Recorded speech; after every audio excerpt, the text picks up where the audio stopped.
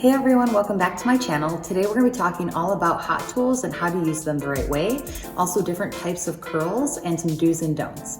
All right, so one of the first things that's really important is before you go in with any hot tool, what you want to do is set up the hair to take heat.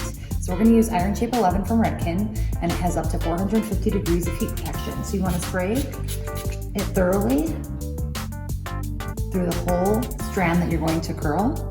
And it's not crunchy, so that's what's great about it. It's going to stay soft, and it's just going to prime your hair to accept heat. A great hot tip too is not to clamp down on your iron right away. That is going to leave a mark here, watch. Yuck, no one wants that, right? So a great thing to do is to prime the hair with the heat before you close your clamp, right? So if you can see, my clamp is open, and then until I start to turn is when I'll close my clamp. You'll get a much smoother transition with your curl, and you won't see any creases.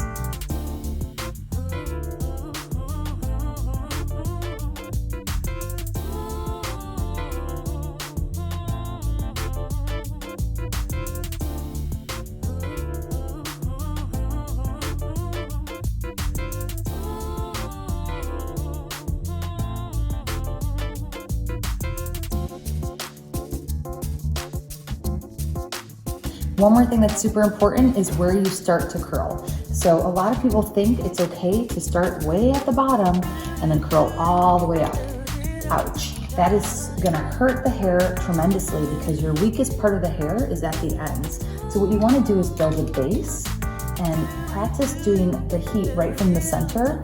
Work your way up from the center of your hair and then pull it down and keep working your way up so you can prime that canvas. So you have most of the memory where the hair is stronger, and the hair that's on the end is the weakest, and it actually will hold the curl pretty good. It doesn't need that much heat. So make sure you start from the top and work your way down.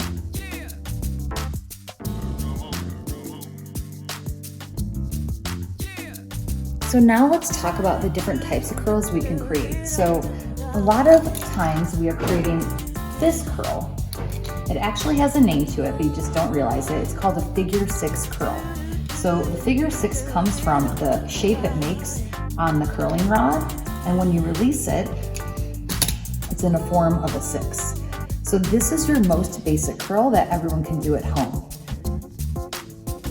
So now we have a figure 8 curl. A figure 8 curl is a little harder to do. It is definitely a professional term. What you want to do, come in close. Prime the hair, and then when you flip the hair first, it's going to go inside the rod. You're going to do one full turn and then flip it outside the rod. So what you're going to end up with is the tail right in between the two turns that you made with your rod, your iron. So what this is going to create, as I pull it, it's going to have a lot more tension than a figure 6 curl, and create a little more volume.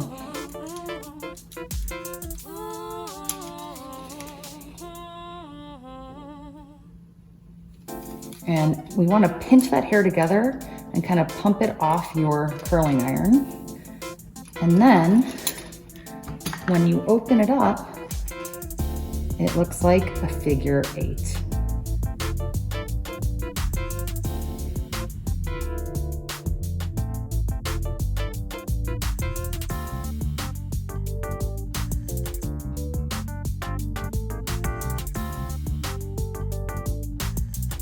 So this curl, a lot of people do at home already.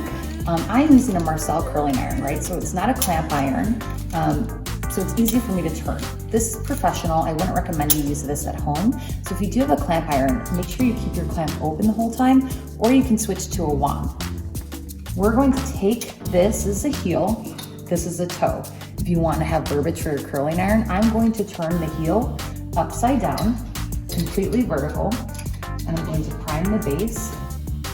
I'm going to look at my inner wrist and flip it all the way so I can see my watch. And I'm gonna continue to do that the whole time, and it's gonna create a spiral tongue effect.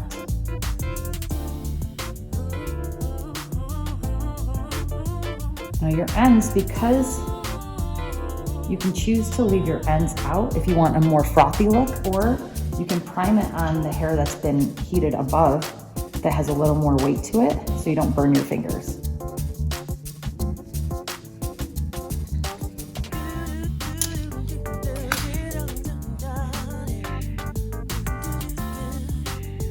Let's take a look from a different angle. So I'm going to prime the base. I'm going to start at the root area. I'm going to twist all the way around, so I'm constantly flipping my wrist and looking at my watch, and then I'm turning, looking at my wrist, then I'm twisting, looking at my watch, so I'm getting a full twist. And then at the end, you can either leave the hair off the heat or wrap it around the heat, depending on how finished you want this look to be.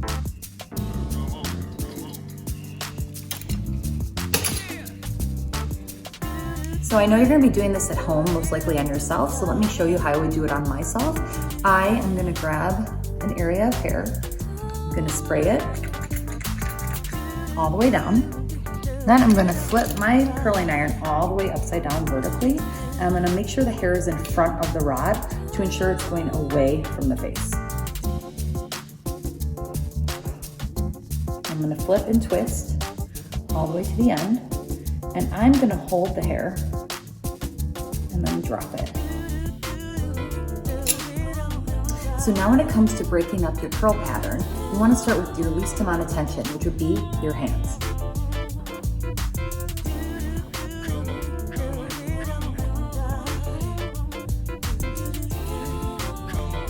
A step up from your hands to break it up even more and to have a little more form, we're gonna use a wide tooth comb.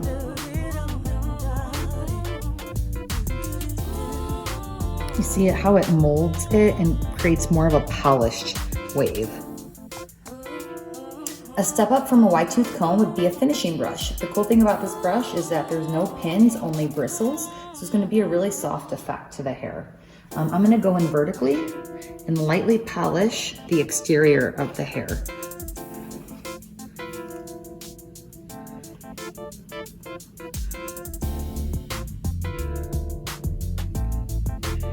This is a finishing brush that has pins. You can see the plastic pins and also bristles. So it's gonna have more control than any of the brushes or anything we used previously, but it will help you break things apart even more.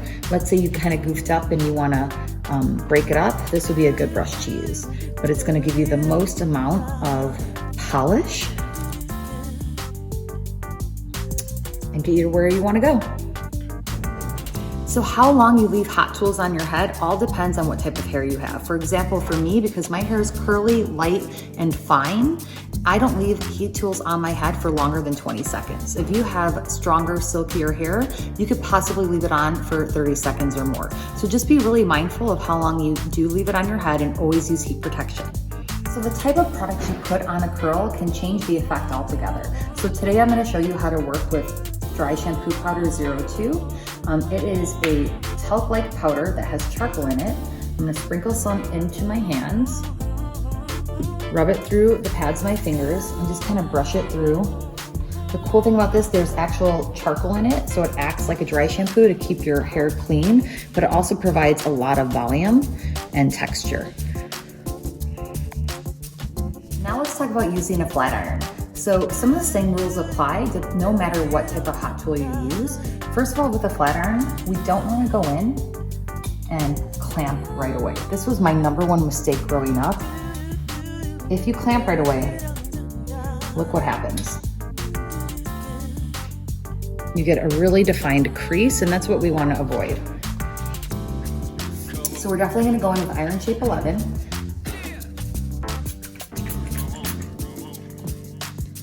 Make sure it's thoroughly throughout the whole strand. And then we're gonna go in, before we clamp down, we're gonna prime the underneath of the hair. So you can see I'm rubbing it up and down. And then as I close, I start to move. I'm not gonna rush through the parting. I'm going to take my time and make sure I get through the ends to make it thorough. So let's do it the right way. We're gonna go in right at the base. We're gonna rub the base before we pull down. And then again, I'm gonna clamp down and pull all the way through. Now notice how fine my section is.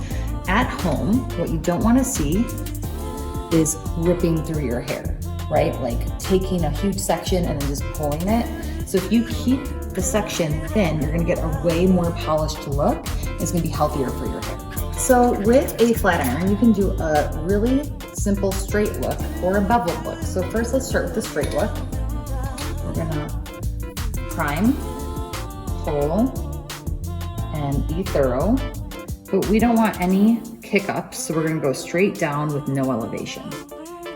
So that will be your super straight polished look. Another look you can do with your flat iron is to have a little more bevel into it. So I would elevate when you first start, and you wanna create like a C shape and round out the parting that you have, so it gives you a little more volume.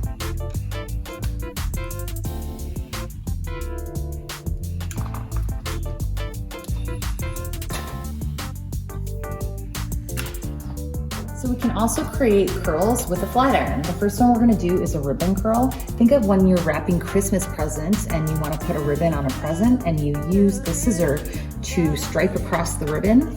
That's the same motion that we're using. We're gonna do one full twist and then we're gonna pull up.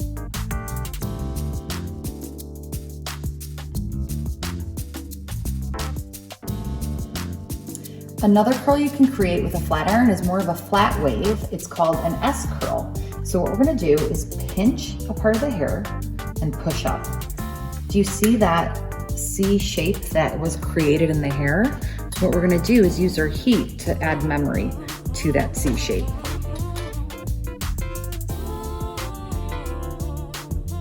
We're just tapping the heat in a curved motion to mimic the hair that we're working on. Now, as I move down, I'm gonna move my hand down, pinch, and release tension to move up another C shape. I'm gonna continue to do this all the way down the strand to make sure I disperse the heat evenly.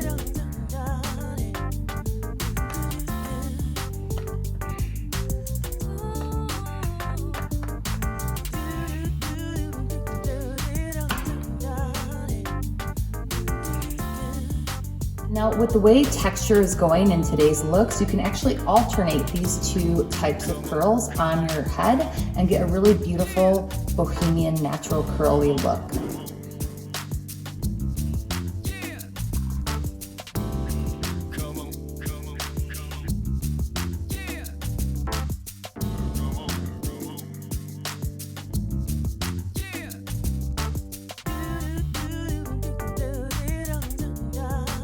Thanks for watching, everyone. I hope you learned something new about your hot tools, and try practicing these looks at home. Let me know how they go. Make sure you comment below and let me know what you liked about the video and what you'd like to see in the future. Also, there's so many more techniques and curls that we can go over that I'd love to share with you. If you want to see a video on that, let me know. Make sure to like and subscribe, and I'll see you in the next video.